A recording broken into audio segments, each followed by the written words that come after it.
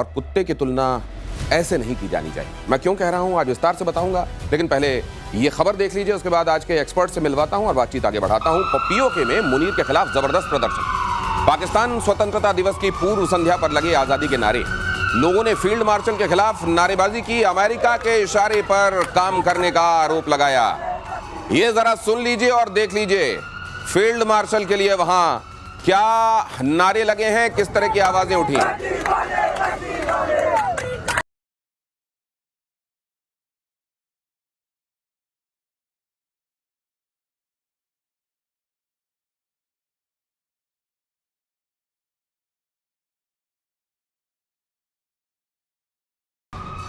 अगर आप सुन ना पा रहे हो वो क्योंकि थोड़ा सा धीमी आवाज आ रही थी, तो उसमें अमेरिका ने कुत्ते पाले वर्दी वाले ये नारे लगाए जा रहे हैं। इसके पहले आप लगातार सुनते रहे हैं ये जो दहशतगर्दी है इसके पीछे वर्दी है।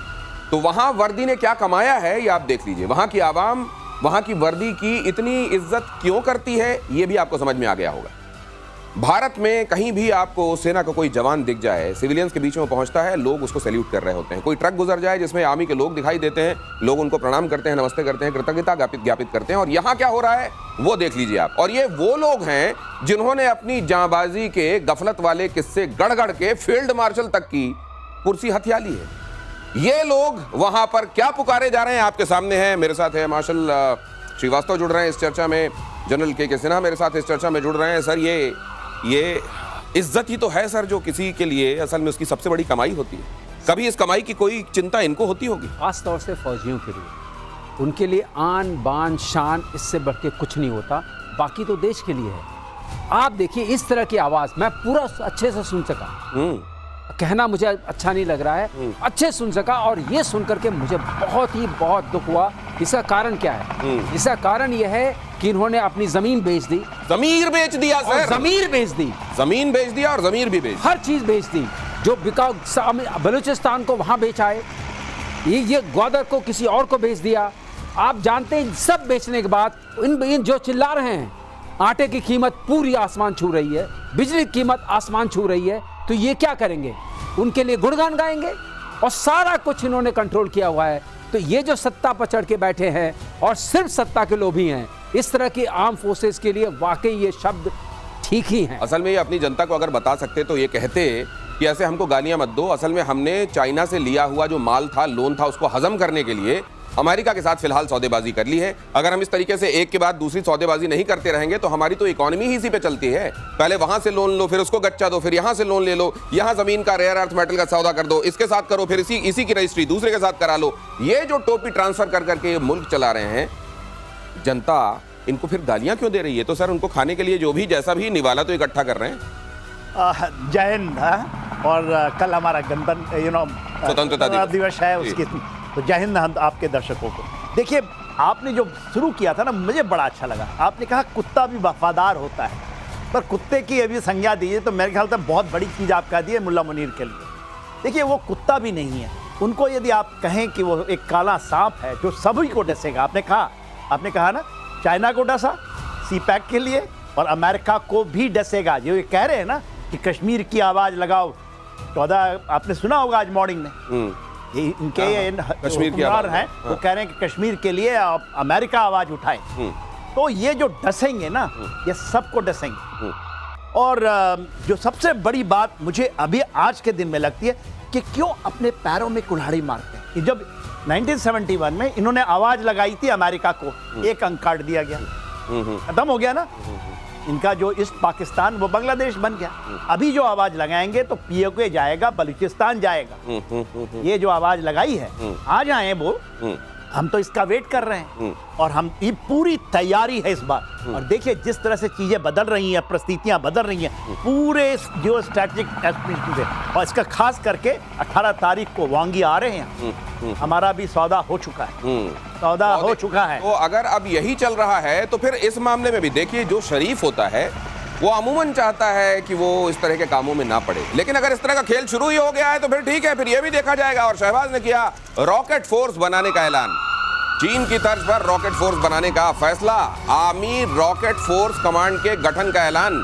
ऑपरेशन सिंदूर में हार के बाद पाकिस्तान का फैसला, हम रॉकेट फोर्स बनाएंगे और आप प्लीज मेरे जो दर्शक हैं प्रतिशोध के, आप बहुत हैरान मत होइएगा।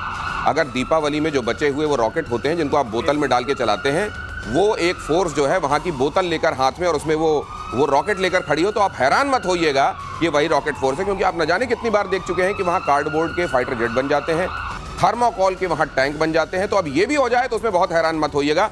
लेकिन मुझे हैरानी इस बात की हो रही है कि फील्ड मार्शल ने क्यों ऐलान नहीं किया।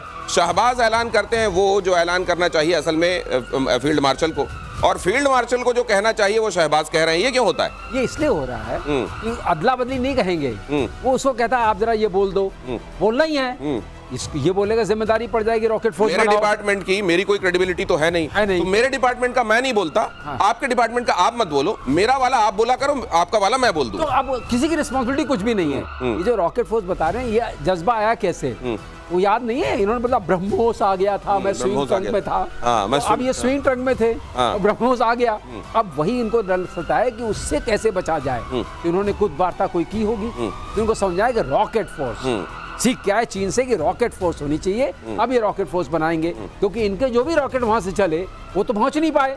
अब कौन सी फोर्स बनाएंगे वो तो ये बताएंगे, किस चीज से बनाएंगे। नाम अच्छे अच्छे रखे हुए, लेकिन कई बार हम भी नाम देते हैं ना, अबाबील, हाँ, रजनी, गौरी, सुन के आप। लेकिन ये सर में मुझे लगता है कि इससे पहले ये कुछ ना कुछ पक्का इस मामले में ये नाम, फैंसी नाम देकर ये अपनी पॉकेट फोर्स बनाने में लगे होंगे। ये कुछ और पॉकेट में चला जाएगा रॉकेट। लेकिन मुझे ये बताइए सर, ये रॉकेट फोर्स अलग से डिप्लॉय करना, अरे आपके पास एक आर्मी है जो केपेबल है, उसमें डिपार्टमेंट आप फर्दर बांटते हैं उसको, किसको क्या करना है, अलग से रॉकेट फोर्स। इसकी वजह क्या है? चीन क्यों कॉन्सेप्ट लेकर आया? देखिए दिनेश, रॉकेट फोर्स हरदम अलग है। हाँ, वो आर्टिलरी का हिस्सा है, सपोर्टिंग आर्म का हिस्सा है, और वो अलग ही होता है चाहे दुनिया की कहीं। आप रॉकेट फोर्स बोल दीजिए।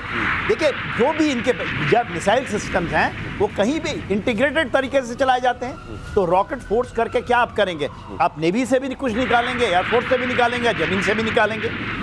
ये जो इनकी सोच है ना, तो ये चाइना भी नहीं किया है। रॉकेट फोर्स जो है वो उसका स्ट्रेटेजिक कमांड का हिस्सा है। अच्छा। हमारे यहाँ तो पहले से ही है। ये कोई ऐसी चीज नहीं है जो इंटीग्रेटेड सिस्टम। ये कुछ बात करते हैं कि इंटीग्रेटेड किए हम लोगों ने, तो ये जो आप कहीं वेस्ट से चोरी कर लो, कहीं चाइना से आइडिया चोरी कर लो, ये बोल लो, फिर वही होगा जो आप गजनी चलाते हो, चाहे अब्दली चलाते हो, सारे के सारे पुश हो जाते हैं। भारत की धरती के छूने से पहले ही 1000 चलाया था, 1000 इंक्लूडिंग, क्या हद। और मैं नहीं बोल रहा हूँ, प्रधानमंत्री को आपने सुना होगा, संसद में बताया 9 तारीख को सारे के सारे ध्वस्त हो गए। तो ये मेरे ख्याल से उस तरह का आपको एक जोक याद आ जाएगा इसमें। ये अपने एसपीडी को, स्ट्रेटेजिक प्लान्स डिवीजन है, seriously speaking strategic plans division इनका जो है, उसी को रॉकेट फोर्स में कन्वर्ट करने की कोशिश कर रहे हैं पीएलए के तर्ज पे, जो हमारे यहाँ भी उसका एक अलग डिवीजन। ठीक है, तो ये कोई ऐसी बात नहीं है जो नई है, लेकिन अपने लोगों के बीच में जुमला उछाल कर उनको थोड़े दिन इसमें बिजी रखने के लिए एक अच्छा है। और रूस यूक्रेन युद्ध में इजरायली फॉर्मूला आ गया है। अगली खबर देखिए, अलास्का में ट्रंप और पुतिन की बैठक से पहले बड़ा खुलासा हुआ है। बैठक में इजराइल फिलिस्तीन विवाद की तरह का तरीका अपनाया जा सकता है। सूत्र बता रहे हैं कि यूक्रेन के कब्जे वाले हिस्सों पर रूसी नियंत्रण पर बात बन सकती है। तो रूस अपना वो हिस्सा लेकर उसमें बनाएगा बफर जोन, उसके बाद कहेगा नेटो को, बहुत अगर इतने दिनों से लग रहा है कि उसको जाना चाहिए नेटो में, तो जाए वो जरा ये मजा भी चख ले। तो क्या वाकई ये हो जाएगा और ज़ेलेंस्की को ये गवारा होगा? इसका होने क्या वाला? क्या इसी पॉइंट पर कोई ऐसी, कहते हैं ना कि कोई ऐसा पॉइंट जरूर लेकर जाओ जिसमें बात बने नहीं, क्या इसीलिए ये पॉइंट लेकर जाया जा रहा है क्या जनरल सिन्हा? देखिए ये जो कॉन्सेप्ट है ये तो मंजूर रशिया को है ही नहीं। ये कॉन्सेप्ट क्या है ये पहले समझने की। तो रशिया क्यों मंजूर नहीं? वो कब्जे वाला इलाका ले लेगा सर। नहीं, वो इजराइल क्या कहता है, वेस्ट बैंक का कॉन्सेप्ट क्या है कि यहाँ पर इकोनॉमिक कंट्रोल हमारा होगा, डिफेंस का कंट्रोल होगा, जमीन आपकी होगी, जमीन फिलिस्तीनियों की होगी, रशिया यानी जमीन रशिया की होगी, डिफेंस भी होगा। उनको तो एक मतलब नहीं है। ये देखिए जो वेस्ट बैंक है 420 किलोमीटर का लंबा है, 35 किलोमीटर इतने, और वो 20,000 किलोमीटर, और आज कह रहे हैं 20% है ना जमीन, 20,000 किलोमीटर है वो पूरी। कहाँ पर ये कॉन्सेप्ट चलेगा ही नहीं। उनको तो ना मंजूर, उसका तो पूरा कब्जा चाहिए, ये नहीं कि केवल आर्थिक और डिफेंस का। ये कॉन्सेप्ट नहीं, लेकिन मान लीजिए जो रशिया का पॉइंट ऑफ व्यू हो गया, अब क्या यूक्रेन और ज़ेलेंस्की का पॉइंट ऑफ व्यू होगा? मान लीजिए ये भी कहा जाए कि नियंत्रण इनका होगा, जमीन आपकी होगी, क्या ऐसा भी वो मंजूर कर सकते हैं? ये कोई मंजूरी नहीं, कोई नहीं करेगा ना, ये करेंगे ना वो करेंगे। रशिया के सेंस में रशिया का एक चीज मंजूरी हो सकती है, पानीपत रिवर जो चल रही है, जो एक नेचुरल बैरियर है, उसके जो ईस्ट में है, हाँ। अगर रशिया को आप पूरा दे दें, जो गवारा नहीं होगा जेलेंस्की को, तो वो कुछ तरह की बातचीत हो सकती है। लेकिन ये नहीं कि आप फिलिस्तीनी तर्ज पर होगी, ये तर्ज होगी कि जमीन भी हमारी, डिफेंस भी हमारा, सब कुछ हमारा। सोवरेनिटी की बात हो रही, क्योंकि वहाँ रशियन पॉपुलेशन जो है वो अधिकांशतः वही पाई जाती है, तो उनके संरक्षण के लिए भी किया जा रहा है। तो ये सब, ये जो बात हो रही है, और इन्होंने एक धमकी भी दे दी है, आपने सुना होगा। हमारे सबसे पहले जब आप वो कुछ करना शुरू करते हैं, कभी खाना बनना ही शुरू करता है, एक पत्थर आता है, एक पत्थर, हाँ। You will suffer consequences। हाँ। अरे डरा करके किसी को थोड़ी ना बात की जाती है। टेबल पर जाने से पहले कहते हैं मूड सेट होना चाहिए। ये मूड किस तरह का सेट कर रहे हैं वो देख लीजिए जरा। अगली खबर देखिए। पुतिन ट्रंप की बैठक से पहले रूस में ड्रोन अटैक हुआ। रोस्टोव ऑन डॉन में अपार्टमेंट पर यूक्रेनी ड्रोन का हमला। अटैक में 10 फ्लैट्स को नुकसान हुआ है और ड्रोन हमले में 13 लोग घायल हुए हैं। वीडियो फुटेज में साफ दिख रहा है कि ड्रोन धीरे धीरे उड़ते हुए एक इमारत की छत से टकराया और इसके बाद विस्फोट हुआ और धुआं। ड्रोन को A-22 फ्लाइंग फॉक्स बताया गया है, जो 20 किलो तक विस्फोटक अपने साथ ले जा सकता है। यहाँ पर आपको ये दिखाई दे रहा है ड्रोन, देखिए कैसे ये जाता है और कैसे इस जगह को निशाना बनाता है। और अब ये हो रहा है किस बैकड्रॉप में, कि वहां पर ये बैठक होने वाली है। उस बैकड्रॉप में, शांति बैठक की बैकड्रॉप में देख लीजिए कैसा ये एक जिसको आप कहते हैं कि उसके लिए टोन सेट की जा रही है। सारे शांति दूत लग रहे हैं, बल्कि प्रील्यूड कह लीजिए। प्रील्यूड, ये प्रील्यूड अगर ऐसी है तो आप सोचिए मुखड़ा स्टेंजा तक जाते जाते मामला कैसा हो जाएगा। जनरल सिन्हा, इस तरह के माहौल में क्या बात होगी? देखिए, मुझे ये लगता है सर, जब आप बोला बात था आपको, हाँ। मैं बोला था कुछ नहीं बनने वाला है, और डोनाल्ड ट्रंप आज वो कह गए कि कुछ नहीं होगा। देखिए, जा तो रहे हैं बहुत हसीन। अच्छा सर, ये बताइए आप, तो ये क्या इस तरह की बैठकें, इनका मालूम होता है कुछ नहीं होने वाला, लेकिन फिर भी ये बैठकें की जाती हैं, क्यों की जाती हैं इस तरह की बैठकें? देखिए, डोनाल्ड ट्रंप को अपना दिखाना है कि किसी तरह हम ये दिखा दौड़ दें, भाग में कोई कमी नहीं रह गई। कोई यही कमी नहीं रह गई, और कहीं हमें गलती से ना, कि हमने प्रयास तो किया था, प्रयास तो आर्मेनिया, अज़रबैजान में भी कराए हैं। डोनाल्ड ट्रंप कॉरिडोर वो भी गया, कर तो आए साइन, वो भी जाएगा, वो देख लीजिएगा। Matter of fact, there is starting. जो यहाँ करना चाह रहे हैं, ये तो पहले खुद कह रहे हैं कि मैं तो सुनने जा रहा हूँ, सुनने, और ये वो कह गए कि नहीं होगा, हो ही नहीं सकता। देखिए, ये 200% आप लेके चलिए, मैं कल भी बोला था और आज भी बोल रहा हूँ, और कल भी होगा। There will be nothing, it will carry on. क्योंकि आप जब जाते हैं और आपकी मंशा में आप धमकी देना शुरू कर देते हैं, देयर विल बी कॉन्सिक्वेंसेस। अरे अभी तो पहुंचे भी नहीं, बात भी नहीं हुई, इसका मतलब ट्रंप का जो माहौल है, आप रशिया को ऐसे गिरा सकते हैं क्या? मैं जीतूंगा, तुम हारोगे। उनका कभी ये नहीं विन विन वाली बात ही नहीं होती है। मैं जीतूंगा, तुम हारोगे, मैं जीतूंगा, तुम हारोगे, ऐसा आप सोचते होगी कोई सच? तो ये ठीक है, ये इसीलिए किया जा रहा है कि वो जब अपना बायोडेटा भेजें वहां उस कमेटी के सामने जो देखती है नोबेल के लिए पीस किसको मिलना चाहिए, तो ये बता सकें कि इतनी बैठकें की तो हैं, शांति के लिए तो की हैं, हासिल नहीं हुआ कोई बात नहीं, भी बैठ के आगे भी जारी रखूंगा। आर्मेनिया अजरबैजान सीज फायर से जुड़ी खबर देखिए जरा। शांति समझौता करके बुरी तरह फंसा आर्मेनिया। आर्मेनिया में सीज फायर का जबरदस्त विरोध हो रहा है। ट्रंप ने युद्ध रुकवाने का दावा किया था।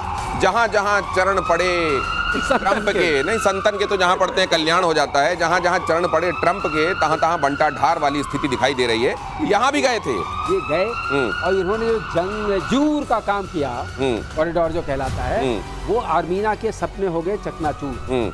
एक्चुअली ये पूरा का पूरा आर्मीनिया के कॉस्ट पर है। तो जैसे कह रहे थे जनरल सिन्हा अभी थोड़ी देर पहले, ये कोई टिकने वाली चीज है। अगर आपने सबको पटक दिया, टिकने वाली चीज नहीं है। लेकिन एक बात है, ट्रंप ने क्या किया है कि ये 99 ईयर्स तक उनका हो गया, 99 साल, और ये है कोई 45 लंबा और 4-5 किलोमीटर चौड़ा। अब वहां बैठ गई है। अब मैं आपको एक बात जरूर कहना चाहता हूं, 3 बिंदुओं को जोड़ी। पहली बात, टर्की कुछ भी करे, ट्रंप नजरअंदाज करते नजर आ रहे। ठीक है, आपने देखा, ठीक है, क्योंकि कॉकेसस में उनको कोई आदमी चाहिए क्विकली सर। हाँ सर। उसके बाद जो है आप देखिए, मिडिल ईस्ट में इजराइल कुछ भी करे, कोई हंगामा मचाए, चुप रहते हैं। ठीक है। और हमारे यहाँ पाकिस्तान कुछ भी कुछ भी वही बात है, क्योंकि तीनों जगह क्षेत्र में। और ये भी नहीं है कि जिनके लिए आंख बंद किए रहते हैं उनका भला ही हो जाए, ठीक से भला हो जाए। ये बंदर और बिल्ली वाला आपने वो देखा है ना, जहां पर वो रोटी बांटने वाला काम था, उसको कैसे रोटी बांटी गई एक के बाद दूसरे को, और किसी का कोई भला नहीं हुआ। वही कर रहे हैं ये। और जंगजूर कॉरिडोर पर तिलमिलाए रूस और चीन ईरान। ट्रंप कॉरिडोर पर नया घमासान शुरू। ट्रंप कॉरिडोर पर अमेरिका वर्सेस ईरान हो गया। कॉरिडोर के खिलाफ ईरान, रूस और चाइना। ईरान रूस के लिए कॉरिडोर नया खतरा। उनके लिए कैसे खतरा है सर? बहुत बड़ा खतरा है, बिल्कुल बैठे हैं बीचों बीच में और उनकी पूरी फौजें बैठ जाएंगी। ये सबसे बड़ा टेक्टोनिक शिफ्ट है। तो ये फिर क्या बहुत नाम उन्होंने ट्रिप रखा है। हाँ। ट्रिप का मतलब क्या हुआ? Trump route for international peace and prosperity. Trump route for international peace and prosperity. लेकिन जहां के पास ये पूरा ट्रिप हो जाएगा। तो सर अभी क्या होने वाला है इसका? देखिए थोड़ा सा समझने की हाँ। देखिए ये अजरबैजान है। हाँ। तो अजरबैजान का दो हिस्सा है, एक इधर है एक इधर है, बीच में आर्मेनिया का। तो ये जो कॉरिडोर की जो बात कर रहे हैं, ट्रम्प कॉरिडोर, उसके अंदर भी वो क्या बनाना चाहते हैं? वो बनाना चाहते हैं गैस एंड पेट्रोल की पाइपलाइन, रेलवे लाइन और फाइबर ऑप्टिक्स। और कंस्ट्रक्ट कौन करेगा? अमेरिका के कंपनीज करेंगे और उनकी होगी। देखिए इसमें रूस थोड़ा सा माना था कहीं ऐसे, इसलिए ईरान भी थोड़ा सा खफा है। और आर्मेनिया ने जो सबसे बड़ी गलती कर दी, उन्होंने बात मान ली इसकी। मगर रूस जो चाहता था north south corridor, north south corridor तो हमारी है ना, इंडिया भी उसमें लगा हुआ है। तो ये जाना था आर्मेनिया होकर के, और आर्मेनिया रूस चाहता। और देखिएगा ये कल बात फिर होगी, इसलिए कहते हैं ये खत्म।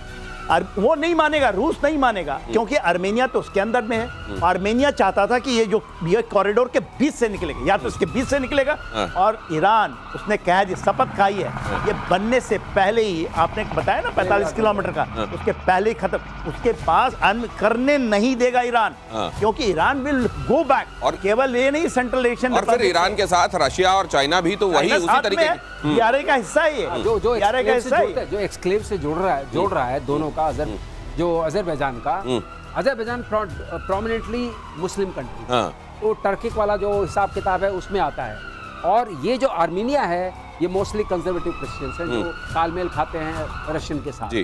तो ये एक तरह एथनिक प्रॉब्लम है। और ये ईरान के बिल्कुल पास में दबदबा हो जाएगा, पूरे फुल फ्लेज उससे दबदबा हो जाएगा अमेरिका का। तो ये कैसे बर्दाश्त होगा? पूरा कनेक्ट कर रहा है। किसी ने कहा कि दुनिया में आप ये देखिए कि कहीं पे भी अगर समस्या होती है तो उसके आउटकम से कौन बेनिफिट होता है, तो आपको ये समझ में आ जाएगा समस्या हो क्यों रही है। कहीं भी समस्या हो, समस्याएं कहीं पर भी हो, उनसे कोई भी जो उसके स्टेक होल्डर्स जुड़े हुए हैं वो परेशान हो रहे हो, लेकिन बेनिफिट किसका हो रहा है, फायदा किसका हो रहा है? अगर आप ये देखेंगे तो इनवेरिएबली ज्यादातर जगहों पर आपको अमेरिका दिखाई देगा। फिर इसमें और साबित करने के लिए क्या रह डील हो रही है, जनरल की बात, डील है, डील है, ये पूरा डील है, पैसे की डील है, चाहे वो पाकिस्तान से डील कर रहा है। जनरल, इसमें इनकी बात माननी पड़ेगी। ये ट्रिप है ना, TRIPP, ये ट्रिप करेगा। ये ट्रिप बहुत जल्दी ट्रिप कर जाएगा। ट्रिप आपने देखा है ना, आपके यहाँ MCB लगी होती है, वो जैसे ट्रिप कर जाती है वैसे आपकी बत्ती गोल हो जाती है। बहुत जल्दी ट्रिप होगा उस जगह फिर, और देखिएगा क्या होता है वहां। लेकिन तब तक बायोडेटा में ये भी शुमार हो चुका होगा, ट्रिप करके मैंने उस जगह का भला कर दिया।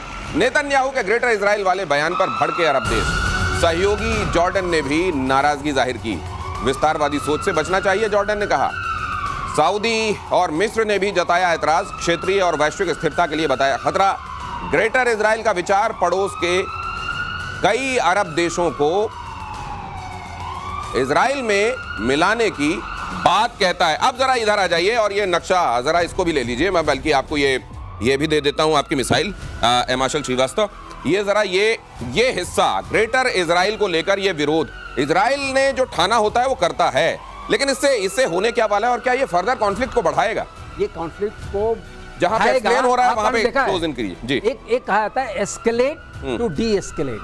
तो मुझे यहाँ पर तो लगता है कि ये जानबूझ के ये बयान देके एस्केलेट। एक बार आप इसको समझा दीजिए, फिर जनरल सिन्हा का कमेंट लेता हूं। क्योंकि कई देश शामिल हो गए इसमें, जॉर्डन शामिल हो गया, इजिप्ट शामिल हो गया, सऊदी अरेबिया शामिल हो गया, सारे देश शामिल हो गए। तो गाजा पट्टी से बात हट करके हर जगह फैल गई। तो आपने एस्केलेट कर दिया। जब आप बहुत एस्केलेट कर देते हैं तो डी एस्केलेट करने का चांस अच्छा होता है कि गाजा पट्टी से निगाह हट जाए और आदमी सोचे कि सस्ते में निपटे। गाजा पट्टी से निगाह हटी, पट्टी में तो रिवरेरा बनेगा। राइट। ट्रम्प जी का स्टेट है, राइट, वो तो ऑलरेडी कह चुके हैं। तो ये जो है ये मुद्दा जानबूझ के कहा गया, क्योंकि एक विचार। इसको आसान भाषा में आपको ये समझाता हूँ कि कोई आपसे उधार लेकर चला जाए 50,000 रुपए, बोले 2 हफ्ते में लौटाता हूँ, फिर वो लौटाए नहीं और कहे कि भाई साहब लगता है आपका पूरा डूब ही जाएगा क्या, और कुछ दिनों में वो चूरन करके 12,000 रुपए भी लौटाएगा, तो आप शुक्र करेंगे कि जान छूटी, इतना तो मिला। लेकिन सर आप भी, मैं चाहता हूं कि जरा समझाइए हमारे दर्शकों को कि ये एक्चुअली जो है, क्या ये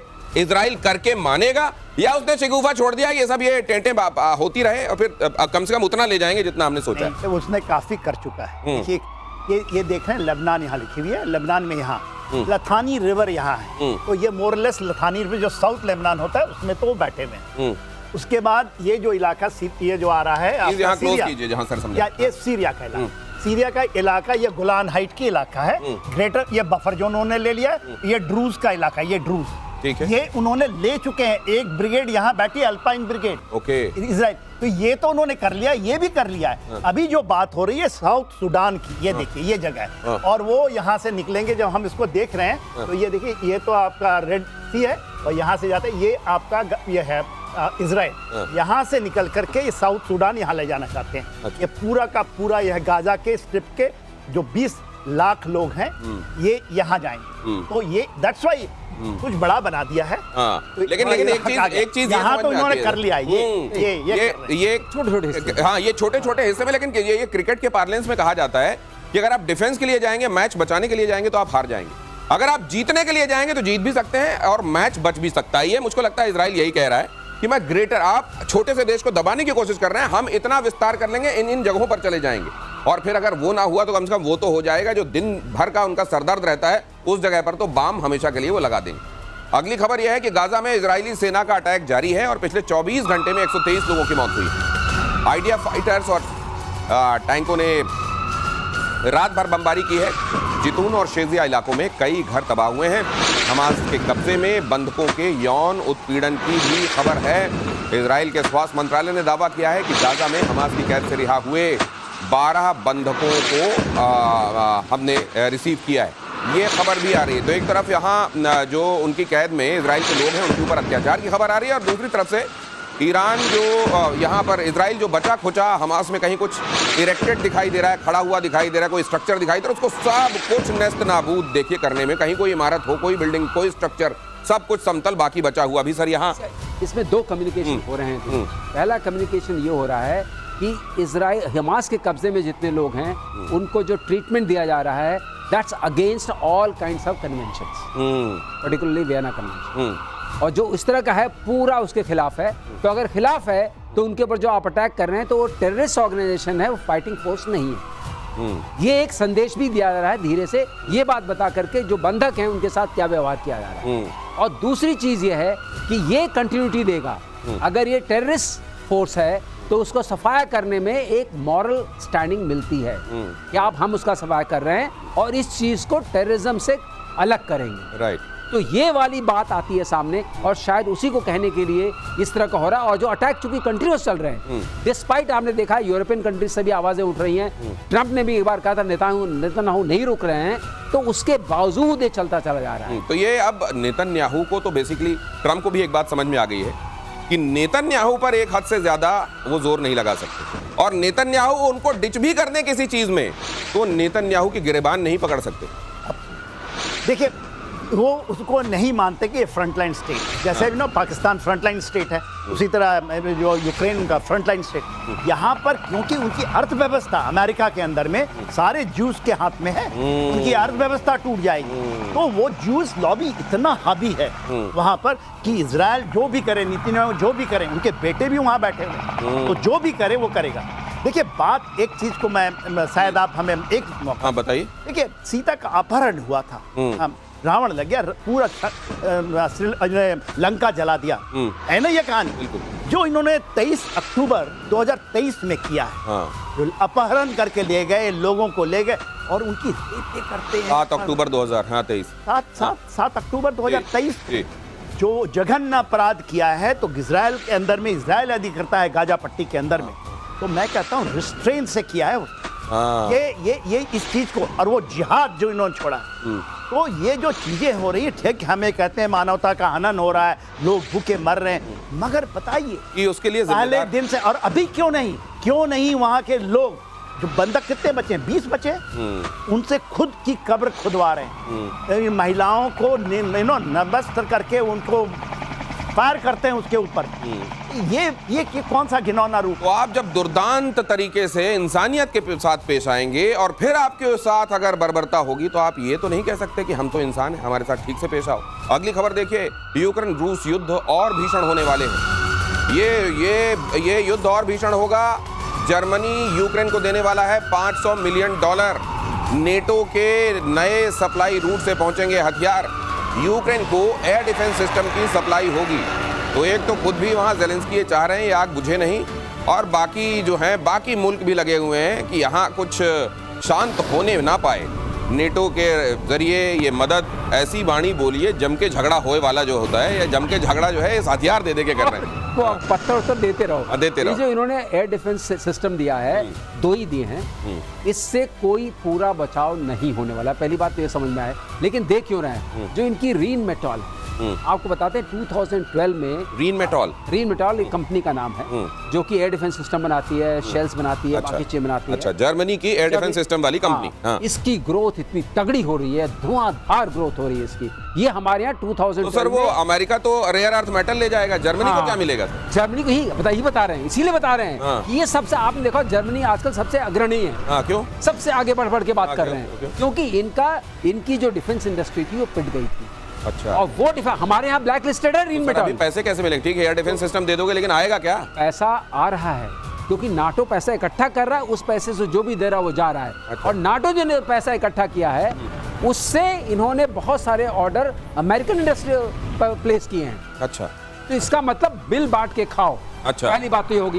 दूसरा, ये जर्मनी ये देख रही है कि अगर हमने रशिया को हरा देंगे, मान लीजिए उनके मन में ये ख्वाब है, अगर हमने रशिया को हरा दिया तो तेल जो इनके पास आ रहा था बहुत सस्ते में आएगा। मैं देख रहा था सर कि तेल सस्ते में आएगा, ये तेल तो सस्ते में आ जाएगा इनके पास। और ये आपने बताया रीमेटॉल क्या है सर, उसका शेयर बढ़ रहा है। लेकिन मुझे याद है कि एक बार पुतिन भेंट कर रहे थे जर्मन चांसलर के साथ, और उनका एक जर्मन कुत्ता उन्होंने वहीं पे छोड़ दिया। वो बैठना मुश्किल हो गया था उनका वहां पे। तो ये समझ नहीं रहे हैं कि वहां पुतिन सब डायरी में नोट कर रहे हैं। ये एक आकलन दूं, ईस्ट एंड वेस्ट जर्मनी की बात होती है, सेकेंड वर्ल्ड वॉर का समय है, और इस जर्मनी में अपने बहुत 20 साल पुतिन साहब ने बिताए इस जर्मनी, और उनको छोड़ा गया था जब बर्लिन वॉल टूटा, ये जर्मनी वेस्ट जर्मनी, तो ये कह के टूटा था कि रशिया के साथ एक उनकी फ्रेंडशिप होगी। जो उनके पहले थे अर्सुला, क्या नाम है, नहीं, जो चांसलर थी, नाम एंजेला मार्केल। तो उन्होंने जब मिन्स अकॉर्ड किया था, उन्होंने कहा है कि हमने रशिया को धोखा देने के लिए किया। उनको माना जाता कि सबसे बड़ी फ्रेंड है वो पुतिन की, तो वो धोखा नहीं मानेंगे। ये देखिए, पोलैंड के यदि कुछ बढ़ता है, जो होने की संभावना हो सकती है 2027 में, तो पोलैंड के बाद इस जर्मनी, और इसलिए इस जर्मनी के पास न्यूक्लियर वेपन सिस्टम नहीं है। फ्रांस के पास है, मगर यूके के पास है। जर्मनी वल्नरेबल है, आप कह रहे हैं? बहुत। उसने एक ब्रिगेड उसने लुथानिया में लगा रखा है। ये जो मुझे तो सर वो आपका मतलब वो राजकुमार वाला डायलॉग याद आता है कि जानी जिनके घर शीशे के होते हैं वो दूसरे घर में पत्थर नहीं। तो ये फिर क्यों कर रहे हैं? बड़ी बातें हैं, ये बड़ी बातें हैं। और अगली खबर देखिए, विवादित दक्षिण चीन सागर में टेंशन हाई। चीन ने अमेरिकी जहाज को खदेड़ने का दावा किया। अमेरिका ने यूएसएस हिंगिस, यूएसएस सिंसिनाटी तैनात किए थे। चीन का दावा, यूएसएस हिंगिस बगैर मंजूरी विवादित इलाके में घुसा है। चीन ने अमेरिका के कदम को संप्रभुता और सुरक्षा का उल्लंघन बताया है। सर कैसे ये इनका चलता रहता है। लेकिन आपको बता दें, इसमें कोई उल्लंघन नहीं है, क्योंकि United Nations convention of seas है, यूएन क्लॉज बोलते हैं, क्लॉज ऑफ सीज। तो इसमें इसके तहत आप इनोसेंट पैसेज कर सकते हैं, आप जा सकते हैं, कोई आपको रोक नहीं सकता, इवन थ्रू योर EEZ। लेकिन लेकिन ये क्या कर रहे हैं, चीन भी अपनी जगह चुस्त खड़ा है। वो 9 डैश लाइन जो है, वो 9 डैश लाइन समझिए, साउथ चाइना से भी कहते हैं 90% मेरा है। अच्छा, भाड़ में जाए वियतनाम, भाड़ में जाए फिलीपींस, भाड़ में जाए। ये वो वाली बात है कि आपके घर के डाइनिंग टेबल को मैं अपना बताता हूँ, और जब आप उसमें खाना खाने बैठते हैं तो कहते हैं मैं देखो भाई मेरे थाली में खाना खा।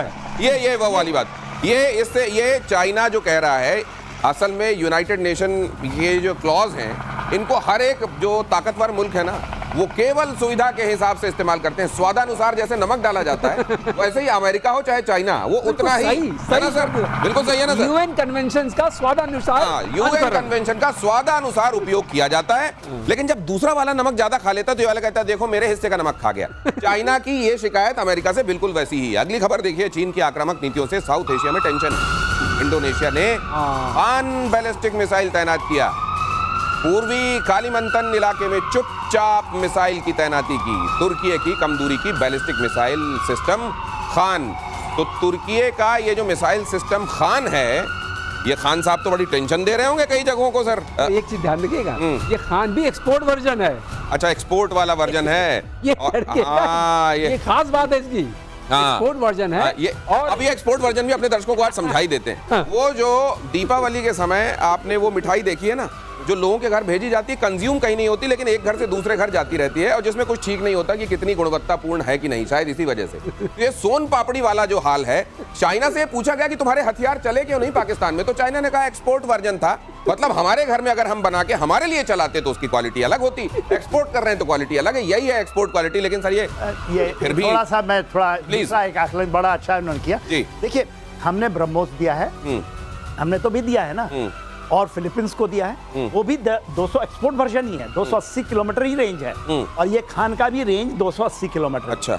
देखिए, वहां पर डिलेमा है, इसको मलाका डिलेमा कहते हैं, मलाका डिलेमा, इंडोनेशिया का हिस्सा है वो, और मलेशिया, वियतनाम भी हमारा ब्रह्मोस ले रहा है। तो ये तो बहुत अच्छा, मैं अच्छा मानता हूँ, किसी से अभी आप ले लें। मिला के तो चाइना की दादागिरी में जहां लगाम दादागिरी लग को सके आप रोकिएगा। हाँ, मलाका- अब स्ट्रेटेजिक बात बता दो इसकी हाँ। क्या है। देखिए, बहुत जल्दी ये से सर, वहाँ पर टाइम खत्म हो रहा है, जी। मकासर, एक मकासर स्ट्रेट है, हाँ। और ये मलाका स्ट्रेट। मलाका स्ट्रेट, हाँ। मकासर स्ट्रेट का क्या है कि वहां से सबमरीन्स, हाँ। वहां से शिप्स बहुत डीप है, 2000 मीटर्स डीप है, ठीक है। और 45 किलोमीटर मलाका से सारे जहाज गुजरते हैं। तो मलाका का अल्टरनेट वो है। अच्छा, अगर मलाका में हमारा दबदबा है, हाँ। वहां पर उन्होंने अपना दबदबा रखा है। Okay okay. और ये अगली उसकी चीज है पूरी। ओके, तो पूरी अब चीज इसको डील वाली है। और विस्तार से किसी दिन समझेंगे। लेकिन मलाका स्ट्रेट अगर आप देखेंगे नक्शे में तो समझ जाएंगे चाइना इसको देखकर घबराता क्यों है और क्यों इसको डायलेमा कहा जाता है। स्वतंत्रता दिवस की शुभकामनाएं।